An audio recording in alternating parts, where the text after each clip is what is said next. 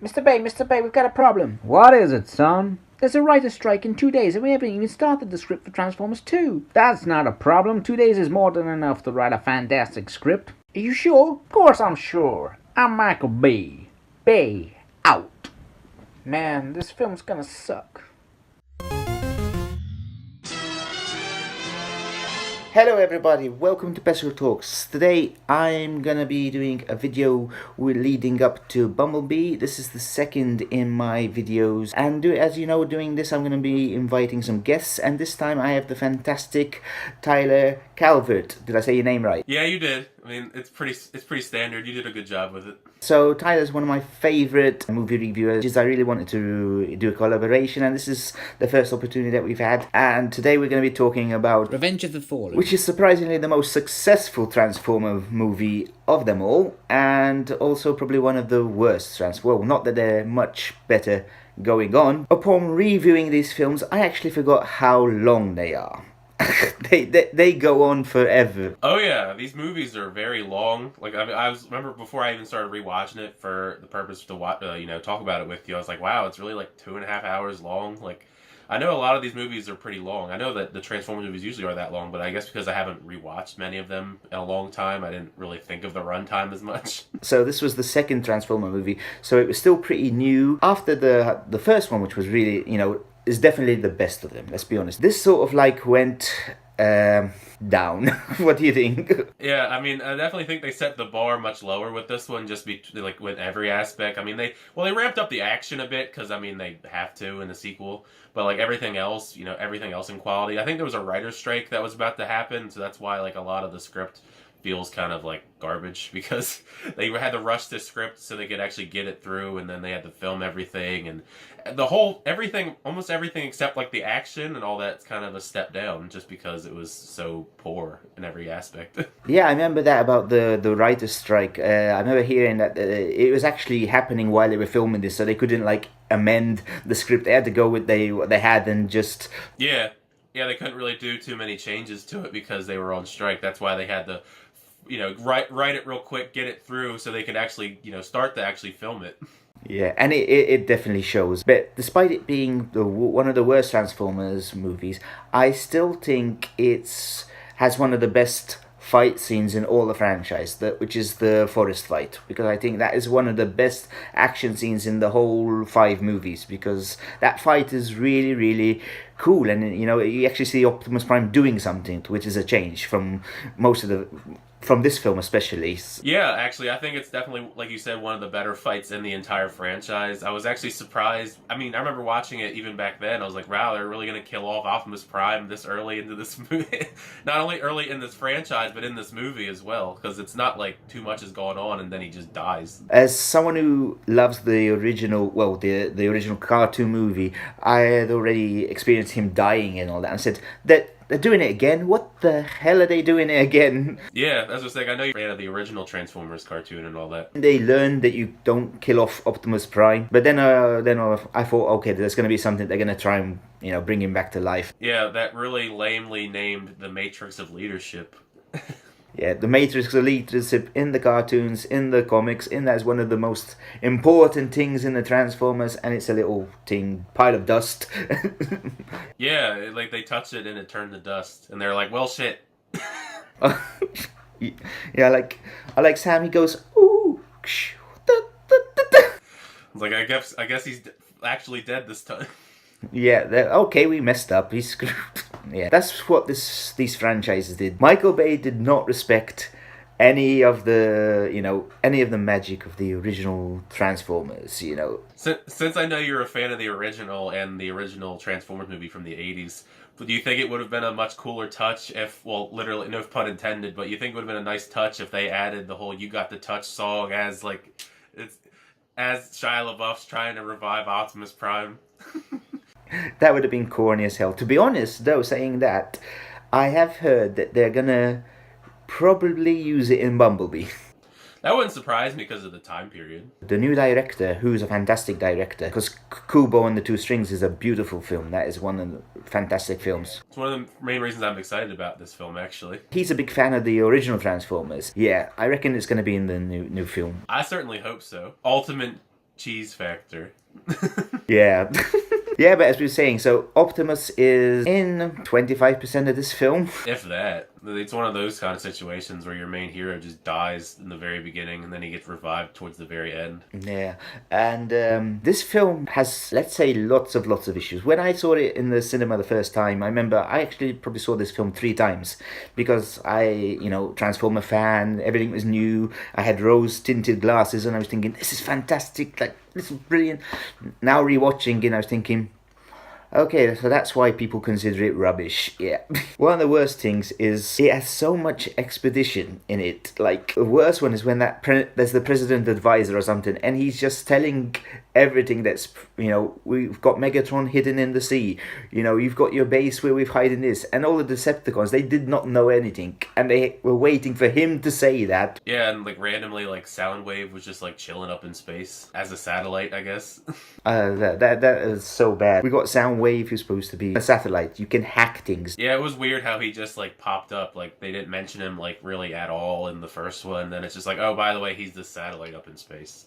The only reason the Decepticons know where Megatron is because this presidential advisor decided to tell Optimus Prime, who obviously knows where Megatron is, where he is. It's kind of weird they just left him in the bottom of the ocean to begin with, don't you think? Yeah, they should have just melted, frozen him or something. Well, I guess they learned from the first movie because they had him they had him stored, they had him stored frozen, and then all shit broke loose when he actually thawed out. Like, we'll just avoid that by just leaving him at the bottom of the ocean.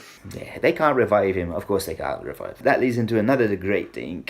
So the whole story is you need to revive Optimus Prime when they actually have this little splint of the sliver of the cube from the first one. Yeah, which revives other Transformers. So couldn't they just actually use that on Optimus Prime? Makes you wonder. But I mean, it was also weird that the whole I think this has been probably brought up a dozen times by many other people, but like, why does this cube have like that kind of significance now? Like, and why is it making Shia LaBeouf go insane? And even like that's another thing from the first one and this one. Why do every time like they bring things alive like microwaves and things like that, they're always evil? Why? Yeah, they don't get to choose a side. They're just automatically evil every single time. That brings up another thing, which is, as I said, lots of flaws in this film. Shia LaBeouf's parents. Why are they in this film? Why? Well, I thought we were going to escape them for a while because he goes off to college, so you think that he would just, they wouldn't be in the movie that much because he's off at college and they're off in their own, their own home. But then they follow him to college and then do stupid stuff like, doesn't the mom eat like pot brownies and then starts spilling all the secrets? And then I noticed like off screen, I think, they got kidnapped. Because they show up in Egypt because, like, Rampage just kidnaps them, I guess, and just drops them off in Egypt as, like, bait to get Shia LaBeouf out. Even the college thing, the mother's running around high and, like, say it. And this is supposed to be, like, a kid's film. I'll do anything for an A and all these things. What the hell? Come on. Well, I don't even know if you could even classify any of these as kids' films. Just because, like, there's probably supposed to be, but Michael Bay has put in so much crude sexual humor in these that like it's borderline, like, I mean, it's PG-13 I think, but it's like borderline, like on the line right there with a lot of, between the sexually suggestive things and literal humping robots and humping dogs and yeah, oh yes, the dogs. For why do we have to see the dogs humping? And the gratuitous like shots of Megan Fox looking really attractive, and then you got that one shot of John Turturro's ass. And it wasn't even like it stopped at them, but then they showed the Devastator had testicles for some reason. Yeah, I think Michael Bay definitely has some sexual frustrations that he's taking out in his movies, and even the little robot humping Megan Fox's legs. What the? Was it like Wheelie, I think was his name? Yeah, Wheelie. And it's like, what? He was voiced by the guy that did SpongeBob. And she's enjoying it. So like, he's yeah. It's like at least he's loyal. Or I think she says like at least he's loyal or something like that, because Megan Fox caught Shia LaBeouf cheating with that Transformer that was a woman for some reason. Yeah, and that's really cool. So we've never seen this technology in any of the other films. So for this one-off, they can actually do this. Although, to be fair, that scene is really dumb, but it actually is like one of the most funny scenes I think in the entire franchise, just because like his reaction once he realizes that she's a Decepticon, like, robot kind of thing, and then he just, like, screams like a little girl, like anyone would in that situation, and then slams the door and just runs away. Oh yeah, yeah, that scream is like, yeah, as you said, hilarious. Like, what the fuck? It's like... Which I think would anyone in that position would have done. No, it's true. Like, oh man. One thing in these films which kind of annoys me because I'm as I said, old school fan, is Optimus Prime is really deadly in this film. Like, he goes up to all these Decepticons and just like shoots them in the head. He murders everything. Everything, like just, and in cold blood, like, boom. He ripped off the Fallen's face and then punched him through the chest. And the robot in the start, the big one, which we don't even know his name. Oh yeah, that's right. I forgot. Like, I was actually trying to look for, like, what did that Decepticon have a name at all? It was just this big roly derby looking thing. Yeah, they didn't even bother with the name. They just like, that's a Decepticon. He's just a guy. Well, I figured if anyone's gonna know, it would be you because you're a big Transformers fan. You'd be like, oh, that's so and so. No. To be honest, even the names, like, I remember, like, they had Devastator with the balls in this film, and they had a Devastator in the first film. So they even with names, they're just messing things up. True, and there's a bunch of ones. Well, there's a lot of, like, almost like one and dones in here. Well, at least a couple, definitely, like Mud Skips and Flap or whatever. The racist Transformers. Yeah, I think Michael Bay, I think the feedback was, let's say, not very nice on those two robots, so he obviously shipped them off to Cybertron or somewhere. Yeah, they just are like, they don't exist anymore, sorry. We'll just act like they didn't happen. And then RC was in this for like 2 seconds in the beginning and in the end. Yeah, and RC is a big character in the old cartoons, and yeah. That's what I'm saying. Like, it's just a throwaway. Like, oh, remember RC? Well, you're gonna see her for like 10 seconds in the beginning, and then like she pops up like once in the final fight in the desert in Egypt. But like, you don't really. It's like a blink and you miss it kind of thing. Yeah, and that's the last we've seen her in the franchise, and last we've seen her in a female Transformer in any of the franchise. He obviously, let's get rid of the females and let's stick to. Well, that's Michael Bay for you. Yeah, let's just focus more on the slow-mo of the human female characters. Slow-mo in general. Slow-mo and like the basic formula for these is just giant robots, slow-mo actions, explosions galore, and some sexual humor, and that's every single Transformers movie. Yeah, and as we said, they get worse. Which is surprising sometimes. I'm gonna be honest, I still enjoyed this more than the last two. Oh yeah, the ones with Marky Mark. Oh yeah, get it with the Bud Light 2-hour Bud Light commercials. Yeah, the product placements. I think at one point one of the films in this franchise was it had like the most product placements ever in a movie. I think it might have been this one actually. Yeah, he needs to get the budget. He needs to get the budget somewhere. Well, I forget which one. It might have been the first one. It wasn't this one, but didn't they have it was like a Transformer that was a Mountain Dew machine? Yes, the first one. In the first one. Yeah, I was gonna say I remember there was a Mountain Dew machine one, and I was like, wow, that's like the definition of product placement right there. And the one you said with Bud Light as well, because I remember that because there goes that giant explosion, people dying, and then like Mark Wahlberg just chugs a Bud Light in the middle of the street. And it's not even just American product placement. There's like Chinese product placement because these movies are very more so catered to the Asian audience. The last two, which are really financed by China. Yeah. The opening scene in this one takes place in China. He did some deals with the American Army or Air Force, so he that's why you see a lot of this technology in that. Military everywhere. Unbeatable. Yeah, okay, the military are okay, but taking on these robots, you would think more people would, die. Yeah, that's the funny thing about some of these movies is they just destroy whole city blocks. Well, in this one it's a desert, so I guess that's how they get around not having to worry about all the innocent casualties because it's in the middle of the desert in Egypt. But like most of the time they're destroying like entire cities, and you think that there's going to be like hundreds of deaths. They're just destroying pyramids, but that's okay because that's a CGI pyramid, so that's okay. Yeah, let's just talk about Devastator. So Devastator in the comics and cartoons is one of the most powerful robots, obviously. Okay, he did form from building trucks and things like that, so they kept that good. But everything else is no. What was that? Because just the testicles alone ridiculous. No, and like he looks like a dog and like or an animal. He's sucking thing. It was like sucking up sand and a bunch, and then like it almost sucked into one of the racist robots. He actually does suck him in. Then he just comes out. Oh yeah, you're right. Yeah, he came through the mouth, didn't he? Yeah, and then he just started firing out and like That whole final battle is just a mess. Like rewatching it. yeah, just explosions, robots. Who's dying? You don't know. Well, like, it's just like that stuff, and then like everybody's doing different things at the same time, and like shaky cam, and then like all the stuff's coming together in this desert area, but like all these different robots are facing other robots, and then like the Decepticons had all like the random like no skin robot like Decepticons that rolled in, and then they just airstrikes. Then we get the Scorpionaut from the first one. He shows up again, and like she just shows up. Yeah, he just shows up. He just shows up. Like, oh, I'm in. There was a desert in the first one. It's like, oh, by the way, here I am. I'm still here. Yeah, I've been in the desert all the time since the first film. I've just been going from desert to desert. Like, just what the hell? And he shows up and basically, well, he doesn't kill Jetfire, but he mortally wounds him, and then he gets his head like punched in. Yeah. Oh, Jetfire. Yeah, Jetfire's a grumpy old robot. He had one of my favorite lines though of all this movie and some of the Transformers movies that came after this, because it was like, it's that one where he talks about his father who was the wheel. Yeah.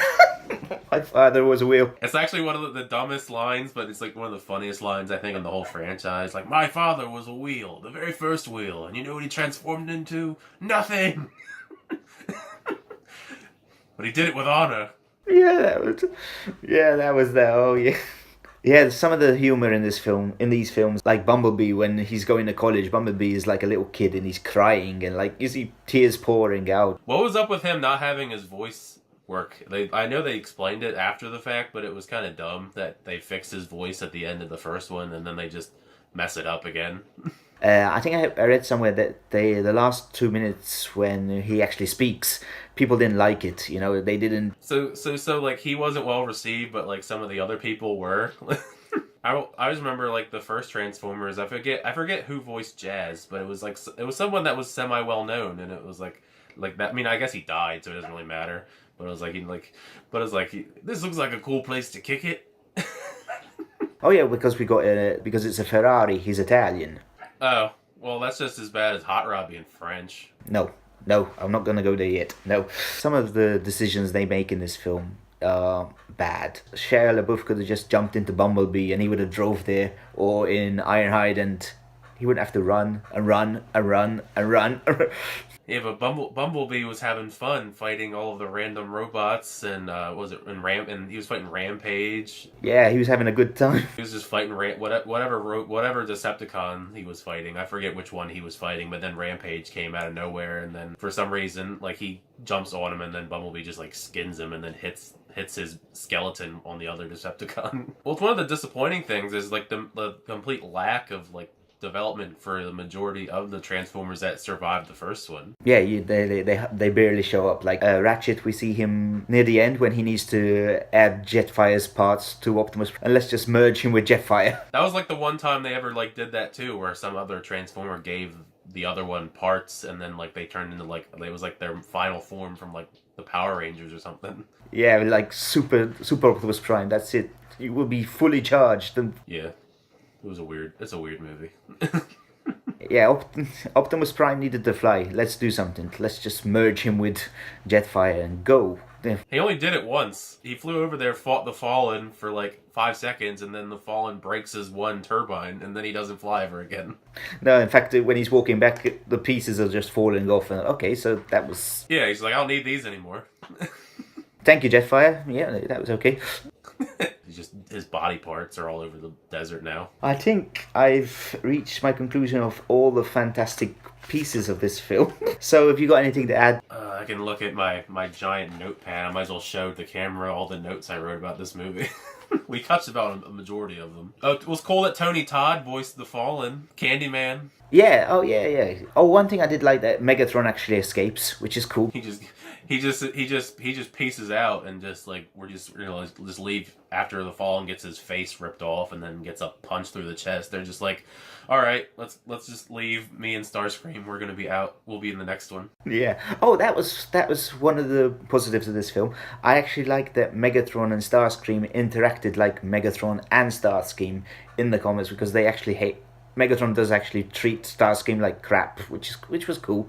Yeah, because I remember. I mean, I've watched not all of it. Like my generation was more of like Beast Wars, so I mean, I was the generation after the G1 Transformers, but I knew of enough. I've watched enough to realize that whole dynamic was one of the best parts. Starscream and Megatron, and Starscream trying to take over for Megatron whenever he thought he died. Yeah, so that was one of the positives, because at least they did that right, which is cool, because as we said, they hardly did any of the other Transformer characters right, because Optimus Prime is supposed to be a pure, humble hero, and he's just like killing people and just... He murders everyone in this movie. To be honest, Optimus Prime has some good heroic parts, but he's also a vicious killer, which... Yeah. And it wasn't even like he had any remorse for it.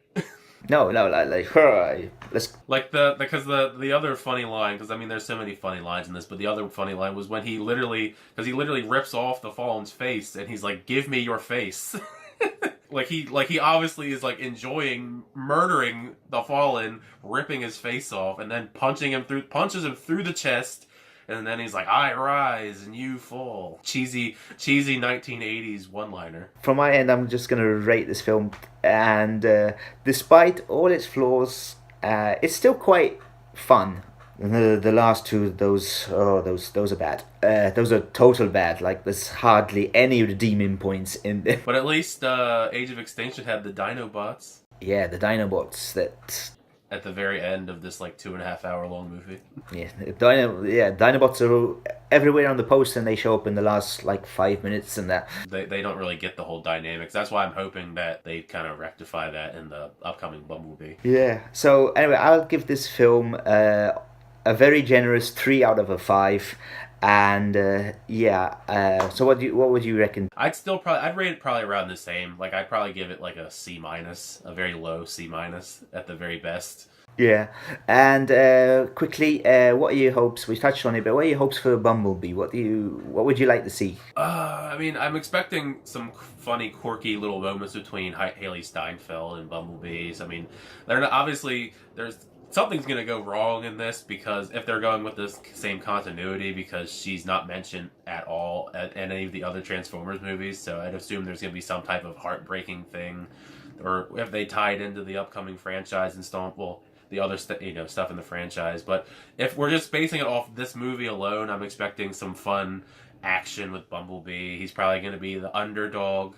He's probably going to be fighting these much larger Decepticons. So it's going to be one of those kind of matchups where he's so much smaller, but he still overcomes the odds because he's a little bug car. Yeah, from my end, trailers, which got me actually hyped, because you actually see the design, which is like proper Transformers. That too, the G1's designs when they're on like Cybertron, right? Yeah, I just hope that Cybertron's shown more than in the trailer, that we haven't actually seen it all in the trailer. I hope at least we get like 5 minutes, 10 minutes maybe, Cybertron. I'm not expecting a lot, because obviously this is going to be Earth-based, but maybe just 5 minutes, 10 minutes that we can actually see Cybertron and the whole, G1 look and everything like that. I've got hopes, because as I said, the director is a fan of Transformers, so hopefully he'll do it right.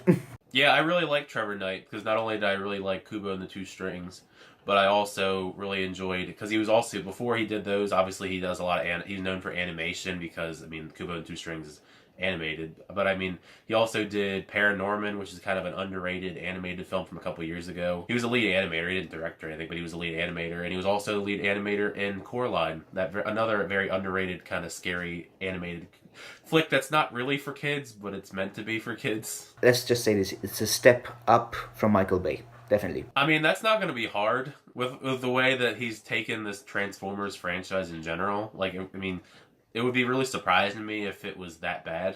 The only thing I would be skeptical about, like what I am skeptical about actually, is the writer for this film. I forget her name, but she's not written very good films, because I've seen her films. It's not like I'm just speculating that they're bad films, because I've actually seen the 2 films that she's written before this. That's why I'm not as excited on the writing aspect. She wrote, you remember Shut In? You remember this movie Shut In, the horror film from I believe it was Naomi Watts, I believe, and the older brother from Stranger Things. That movie wasn't very good at all. She wrote that, and she also wrote Unforgettable or Unforgivable, or what it was, that really bad Rosario Dawson, Katherine Heigl, like revenge movie. Yeah, those are her 2 previous writing credits. That's why I was like, I don't know. I mean, at least based on what I've seen from the trailers, because if I just act like those don't exist and I just watch what I'm seeing in the trailers, it looks fine. It looks fun, but I mean, you got to start somewhere. But if you're basing it off her previous work, I'm not a big fan. But I'm hoping for the best. Yeah, well, maybe she cracked it out with this one. So anyway, that's it for today. Over to Tyler. Let them know where they can find you. And once again, thank you for doing this. I really am honored, because I really enjoy your stuff. So yeah, let them know where they can find you. Well, I really appreciate you asking me to do this, because I was looking forward to doing something Transformers related going on around this time when Bumblebee comes out. But